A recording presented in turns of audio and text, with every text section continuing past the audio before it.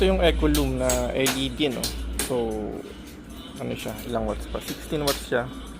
Pero katumba siya ng 36 watts. Yeah. Pero LED siya. Ayan, they are installing here. Ayan. Nilingan na. So, naglagay tayo ng isa, dalawa, tatlo, apat po yan, ano, na 16 watts. So, yan yung 16 watts na Ecolume. So, dalawa pa lang yan.